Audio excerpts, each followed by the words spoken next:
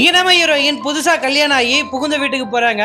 அங்க போனா கல்யாணம் ஆன 2வது நாளே அவங்க மாமியார் பொண்ணு வீட்டுக்கு கிளம்பி போயிடுறாங்க. இந்த பொண்ணுக்கு வீட்டுல 2வது நாளே என்ன வேலைன்னா, வீட்டுல இவங்களுக்கு சமைக்கிறது, வீட்டு வேலை செய்யறது, வீட்டுல இருக்கிற பாத்திர பண்டங்களை தொலைக்கிறது, இதே வேலையே இந்த பொண்ணு கரெக்டா இருக்கு. இது போதாதுன்னு அவங்க மாமனாருக்கு கையில பிரஷ் எடுத்து போய் கொடுத்து அதுல பேஸ்ட் வச்சு கொடுத்தாதான் அவரு பிரஷ் பண்ணுவாரு. இது போதாதுன்னு விறகடுப்புல சமைச்சு கொடுத்தா மட்டும்தான் இவர் சாப்பிடுவாரு. குறைக்கு அவங்க ஹஸ்பண்ட் அவங்க அப்பா சாப்பிட்டுட்டு இருக்காங்க. சாப்பிடும் போது அந்த வேஸ்டேஜும் அவங்க எடுக்க மாட்டாங்க. அதை இந்த பொண்ணை எடுத்துட்டு போயிட்டு சிங்க்ல போடுறா. சிங்க் அடைச்சுக்குது. முடிஞ்ச அளவுக்கு அந்த சிங்க் அந்த பொண்ணை கிளீன் பண்ண ட்ரை பண்றா. அவளால முடியலன்ற பட்சத்துல அவங்க வீட்டுக்காரனை கூப்பிடுறா.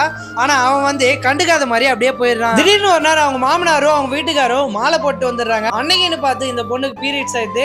இதுக்கப்புறம் நீ வந்து வெளியே போக கூடாது, ரூம் விட்டு எந்த வேலையும் செய்யக்கூடாது அப்படின்னு சொல்லிட்டு அந்த பொண்ணை ஒரு ரூம்ல போட்டு அடைச்சு வச்சிடறாங்க. திடீர்னு ஒரு நாள் அவங்க வீட்டுக்காரு பைக் எடுத்துட்டு வேலைக்கு கிளம்பும் போது வண்டியில இருந்து கீழே வந்துடுறாரு. அந்த பொண்ணு பதறி போய் அவரை போய் தூக்குறா. ஏச்சி என்னையா நீ தொட்ட அப்படின்னு சொல்லிட்டு அந்த பொண்ணு மூஞ்ச காட்டுறாரு. உடனே போயிட்டு அங்க இருக்கிற தண்ணில முங்கி முங்கி இருந்துக்கிறாரு. என்னடா நமக்கு மட்டும் இதெல்லாம் நடக்குது அப்படின்னு சொல்லிட்டு அந்த பொண்ணு ரொம்ப மன உளைச்சல். ஒரு நாள் காலையில அவங்க வீட்டுக்காரும் மாமனாரும் காஃபி கேக்குறாங்க. அந்த பொண்ணு சிங்க்ல இருந்த தண்ணியை மொண்டு குடுக்குறா. இதெல்லாம் பார்த்துட்டு இருந்த அவங்க ஹஸ்பண்ட் அவங்கள அடிக்க வராரு. திரும்பவும் அந்த பொண்ணு சிங்க்ல இருந்த தண்ணியை மொண்டு அவர் மேல ஊத்திட்டு, உங்க கூட எல்லாம் என்னால வாழ முடியாது அப்படின்னு சொல்லிட்டு அந்த வீட்டை விட்டு கிளம்பிடுறா.